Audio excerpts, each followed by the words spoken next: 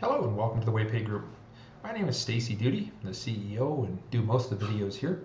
Today we're just going to take a look at setting your prices. So we have base price boards, price sheets, agreements, all kinds of areas in the program where you can put your pricing to manage different types of transactions. So in your back office, if we go to waypayonline.com and you go to products, you can see I can go to set buy product or set sell product. So this would be my purchases and this would be my sales, whether I'm selling a product or selling a service. So let's just go into this screen. On this screen, you're able to see that we have our individual commodities. Now we can break these down by the groups, like if I just look at my batteries, you can see that I have public pricing. Now the CRV pricing field would not be exposed if you're not a California bottled beverage recycler, so you would not see this column.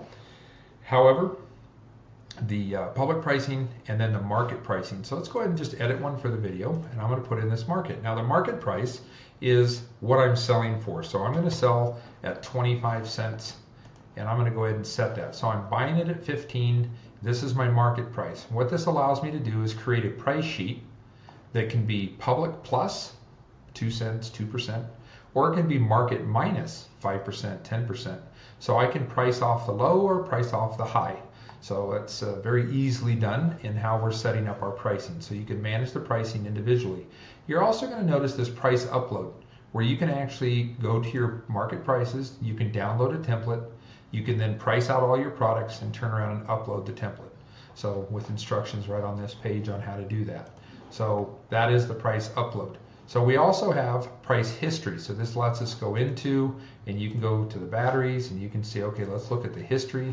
And you can see that we have an audit trail of when prices were changed. So today, 2/20/9/51, that my username, it's WayPay Sandbox, manually edit public market price for WayPay Online for the batteries. So we have the ability for you to see the price change log. You can also see this if I go to the group.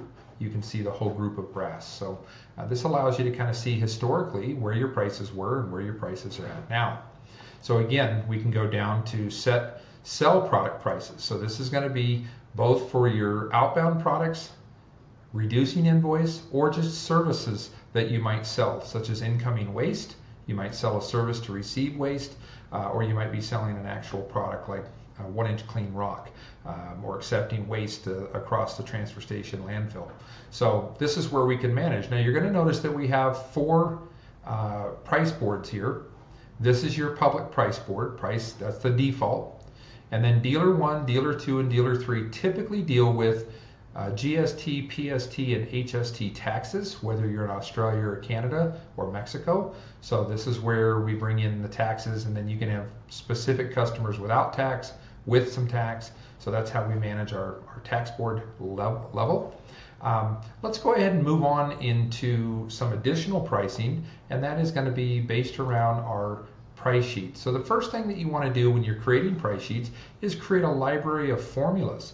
So of course you can use a flat price on the price sheet. I'll show you that in a second, but you can see here how this is public price plus $15, public price plus $5. So you can set up your own library, and you can see that it could be market minus 125. This would be for a Ferris market, and so you can see how you can put a description, and then you can set these up individually, and they can be market minus or public plus.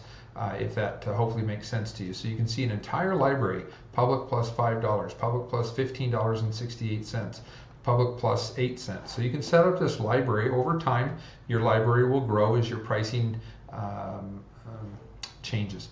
But we're going to then drop down into a price sheet. Now price sheets can be used for an individual customer, or they can be used for a group of customers. And so you can see that these are all individual customer price sheets.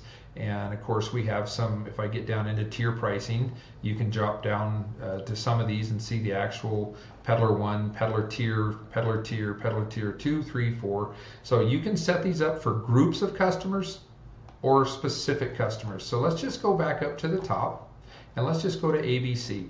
Now when we're getting ready to create a price sheet, we have to add products to it. So you can add your buy side or your sell side.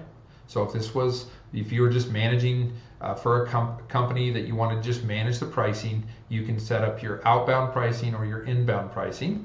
And again, this would be your tax levels if we had different taxes.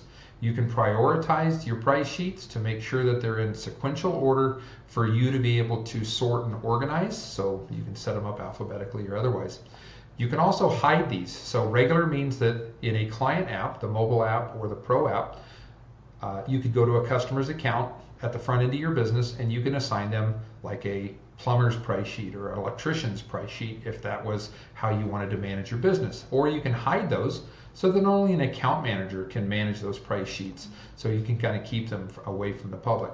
One of the other things you'll notice is our ability to have a date range. What this means is that if I go to set, we can now set a date range for this pricing to start and for this pricing to end. When the pricing ends, they just fall back to the default price sheet. So this could be for a quote or a spot price. If I want to set it up for this week, copper number one, $5. At the end of the week, if my public price is $3.75, then they come in, then they're going to get the $3.75. You're also going to notice that we have email alerts set up, and so you can set this up before expiration so your customer gets reminded that their special pricing is going to end. And so you can set up email alerts throughout the system. And so we can kind of go back to the price sheet. So when it comes to applying formulas and visibility, we can go here and you can select, hey, I want to select a 5% formula and apply it to all my aluminums. Or of course I can go back and I can select, let's just go take a look at batteries for this price sheet that we're in. And you can see right now that I have 15 and 15 with no formula, no price. So if I hit the edit button, I can then choose from my formulas. I can put them on this formula right here, or I could choose a different formula. And so let's just go to non-ferrous, 8 cents, hit the update button. So you're going to notice my price is 15 cents and it's going to deliver 23 cents at the scale because I used the formula. If I go into the system and ever change this 15 cents to 16 or 14 cents if my prices change, then the formula is still applied and then the price will automatically dynamically update. So you can see this. Now remember when you're turning these on that you want to be able to enable it. So that's really important to be able to enable it because you can have price sheets where certain products are used, other products are not. They get the default on some, but they get special pricing on other products. I hope that's fairly clear. Again, we're on price sheet ABC. We went to batteries and we changed it to 23 cents so that when we're at the scale, instead of getting 15 cents, we get 23 cents delivered for anybody on the ABC price sheet, whether that's a specific company or a group of companies. So that is how you would manage your pricing. So we've covered so far your inbound default board, your outbound default board. We've managed formulas and price sheets. Now we're going to drop into agreements.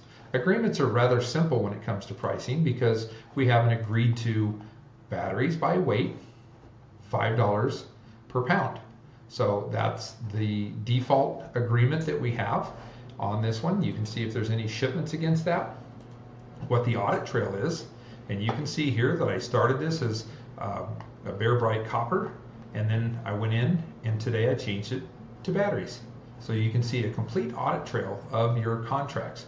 So you can see the shipments and the details, and you can update if it's closed, pending, awarded, etc. So that's a lot you manage your jobs as well. So you could consider this job pricing. Now, one of the things that we've done that's rather new in our system is our ability to apply price sheets to service locations. So a service location would be very simple. If I go to a customer, I go to this customer right here, and when I log on and I edit this account, you're going to see that we have a new button at the top of the screen, and the new button is called service locations. So you can see I've got one service location right now.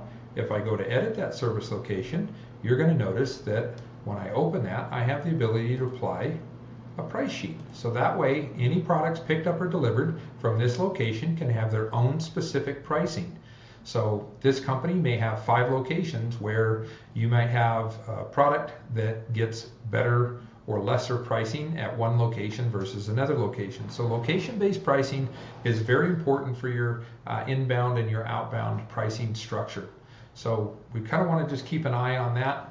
And let's just make sure, I'm going to drag this over and just make sure that we've covered the basis. So we've covered prices changing on tickets. So that would be at another level that we could drag in a transaction, and you're going to see that in this transaction that the system delivered a $2.30 price. So we have options when we get to the price, so that we can, if we go back in here and you go to price, you can either edit the price, which you can see is blocked out and would require a password, or we can use our adjustment buttons to edit that price. So for instance, I could add a bonus to that price, and if I went here and I said, you know what, let's give them a 2% or 2-cent bonus. So you can see here right on the line item, 2 cents added because they're on the public non-ferrous 200 to 299 pounds. So this would be a tier-based price. And so you can see that we increased the price from $2.30 to $2.32. So you can manage and control the buttons to make sure that your employees have a controlled pricing mechanism. Now, there's other ways to control the pricing, and you can control that even through deductions. So if I go to my deductions, you can see I can reduce the price by 2%, I can reduce the weight, and there's all kinds of variables here, in which case we might want to just choose that one. And you can see we did a 4% price deduction for water moisture. So that's another way to alter the price. So now you'll notice we're down to $2.22 on the price. So, and you can see the total down here at the bottom. So managing prices is pretty simple in WayPay. And let's do a quick little review again. So let's just exit out of this and back over to here. The review is set byproduct prices. This is your inbound material, setting your prices. This is your outbound products and services. If you're a waste management company specifically, this will be where you set your base pricing. We've also talked about the ability to create formula library, create a price sheet, and then apply the price sheet either to a contract or to a sales contract or to an agreement. So that keeps it very simple. I hope you've enjoyed this video. And remember WayPay. So advanced, it's simple.